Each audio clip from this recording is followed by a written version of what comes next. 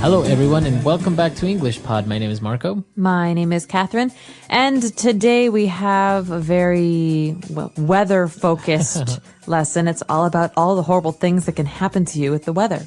Exactly. So as you know, there are many different types of weather, and not only rain or sunshine, but many other phenomena. So we're going to take a look at some of those. But before we go into it, let's take a look at one word on Vocabulary Preview. Vocabulary Preview. Okay, so we're talking about extreme weather today. That's not rain or drizzle or sunshine. We're talking about really interesting, unique, and sometimes devastating things that can happen. So today's vocabulary word is Armageddon. All right, so Armageddon. Now, you've probably seen the movie Armageddon. So what does this word mean? Okay, so this word is a reference to the end of the world. It means the time when the world will end because of a great catastrophe or a great disaster. Okay, so everyone talks about Armageddon. It's mentioned in the Bible. And as you say, it's when the world stops existing. Exactly. So think about that one as we listen to today's dialogue. We will be back in a minute to talk about what's going on.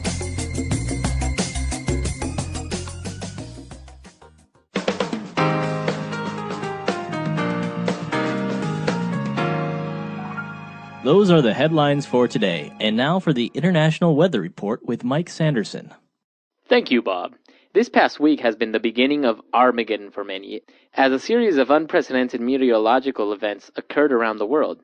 In Switzerland, a major avalanche was reported in the Alps. Fortunately, no one was injured. Due to the extreme cold this winter, a blizzard has struck the U.S. Midwest, causing classes in schools and universities to be temporarily canceled. Moving on to Latin America, Ecuador has suffered a 6-month drought that has not only affected farming, but has also forced the closure of the hydroelectric power plant that provides electricity for the entire country. In Chile, a major earthquake that registered 7.5 on the Richter scale struck the southern region. Losses are reported to be in the billions. Authorities have not yet released an official statement. Not a great week for the world. Any good news? I'm afraid not, Bob. One of the major volcanoes in Mexico has erupted, causing major floods and landslides in the region. Meanwhile, Mexico's coast has been hit by Hurricane Liliana, and officials say that all the seismic activity leads them to believe that a tsunami may hit Central America, affecting Honduras, Guatemala, and Panama. That's all the news we have for today, but stay tuned for updates on the 6 o'clock news. Back to you, Bob.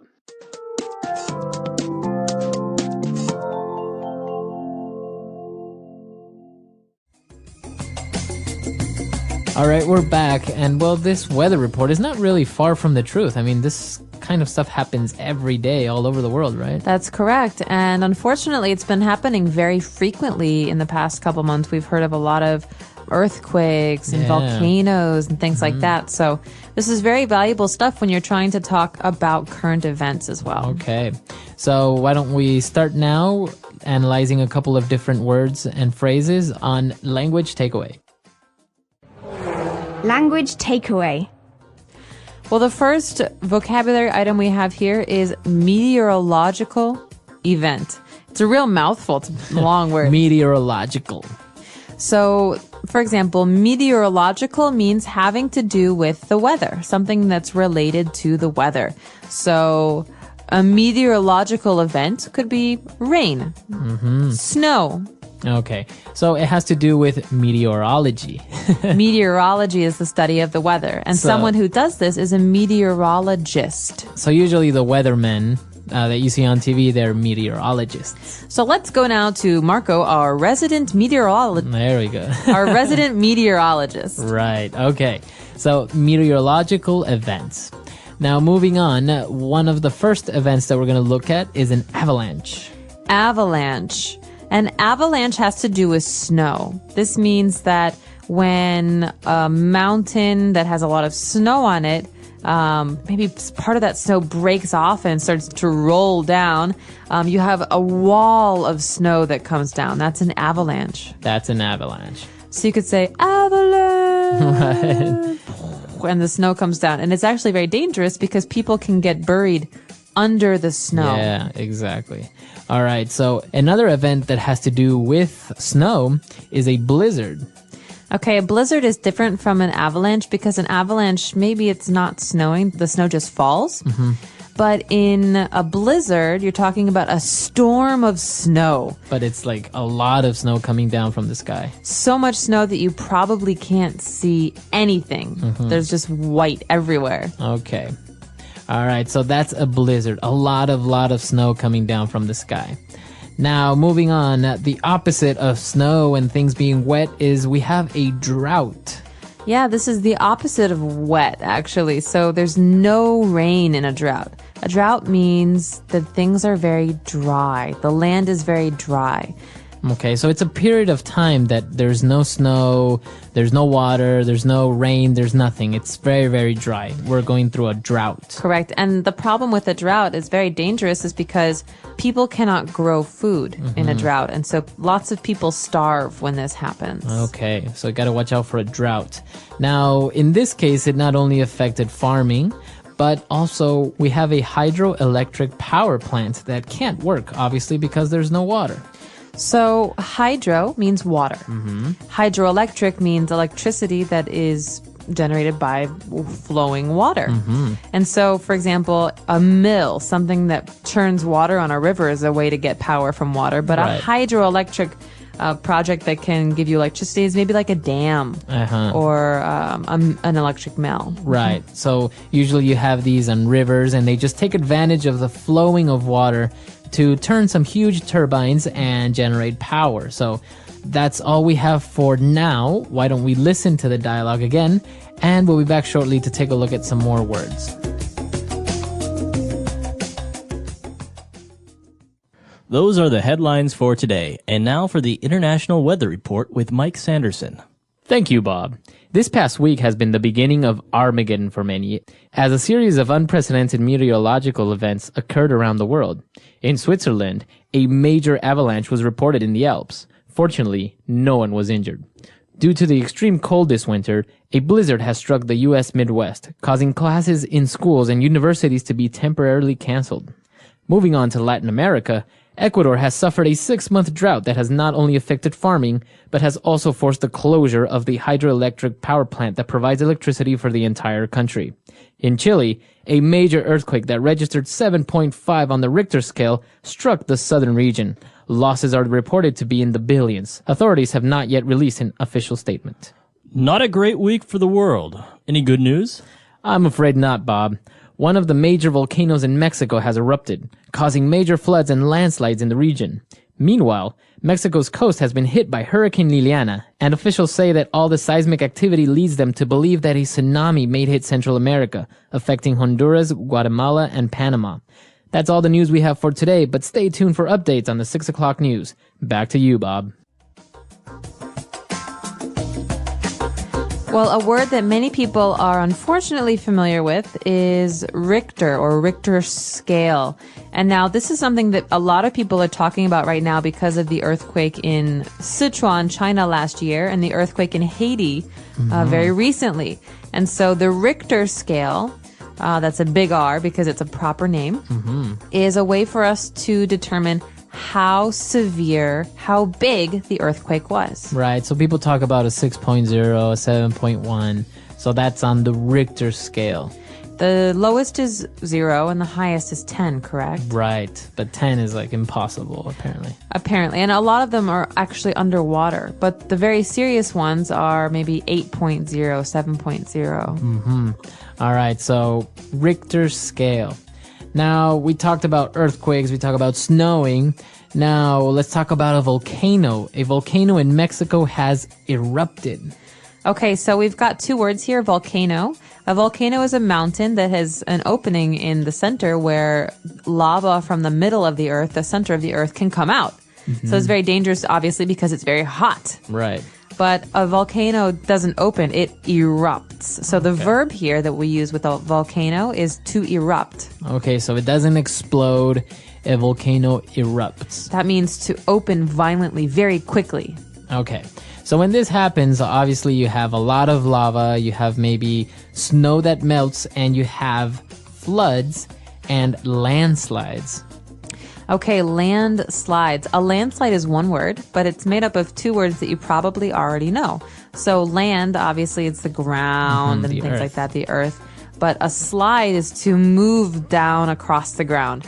And so a landslide happens when you've got something like lava or water that's pushing all of the earth, all of the ground down, and it's destroying houses and trees and land, and it's very, very destructive. Right. So you usually see this that happens on the side of mountains or on the side of hills where all that land starts to slide down or to go down.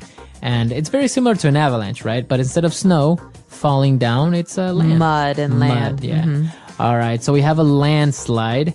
And because of all the eruptions and the earthquakes, they said that they have a lot of seismic activity. This word seismic is something that I've heard a lot recently in movies like 2012. Yeah. So seismic means having to do with the movement of the plates under the Earth's crust. So, you know, the Earth is not everything that we see. It's also activity, things happening underneath the ground. Right. And so underneath the ground, we have these big plates, and seismic activity is what happens when these kind of things start to move. Activity is movement. And so seismic activity refers to earthquakes and volcanoes, things that are changing under the ground that will affect us. Okay. So that's seismic activity. It's pronounced seismic, right? Seismic, that's Seismic. correct. Okay. And because of all this activity, people say that they may have a tsunami. Well, this doesn't sound very English, does it? I know, tsunami. And actually, if you see the spelling, it's with a T, T-S. Right, I think it's a Japanese word, but I'm not I positive. think so too. Tsunami is the name that we give to a giant tidal wave. So that's a wave of water in the ocean that's very, very dangerous because it can get to 100, 200 feet tall. And this means that when it comes down, it can destroy houses, cities, cars, things like that. Right. And there was a very, very famous tsunami in Southeast Asia in 2004. Do you remember that? Yeah, and in Indonesia, right? That's right, in Indonesia and Thailand and Vietnam. Yeah, it was intense. It was big. And it was also because of an earthquake, right?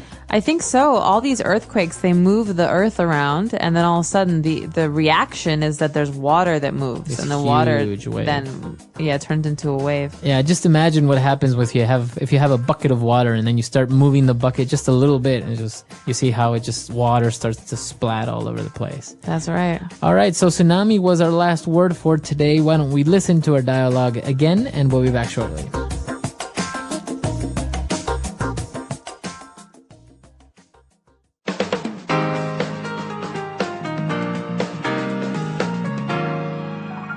Those are the headlines for today. And now for the International Weather Report with Mike Sanderson. Thank you, Bob. This past week has been the beginning of Armageddon for many, as a series of unprecedented meteorological events occurred around the world. In Switzerland, a major avalanche was reported in the Alps. Fortunately, no one was injured. Due to the extreme cold this winter, a blizzard has struck the U.S. Midwest, causing classes in schools and universities to be temporarily canceled. Moving on to Latin America, Ecuador has suffered a 6-month drought that has not only affected farming, but has also forced the closure of the hydroelectric power plant that provides electricity for the entire country.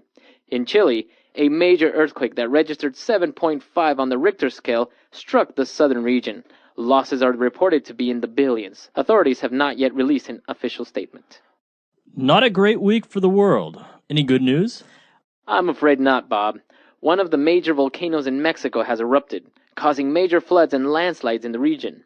Meanwhile, Mexico's coast has been hit by Hurricane Liliana, and officials say that all the seismic activity leads them to believe that a tsunami may hit Central America, affecting Honduras, Guatemala, and Panama. That's all the news we have for today, but stay tuned for updates on the 6 o'clock news. Back to you, Bob.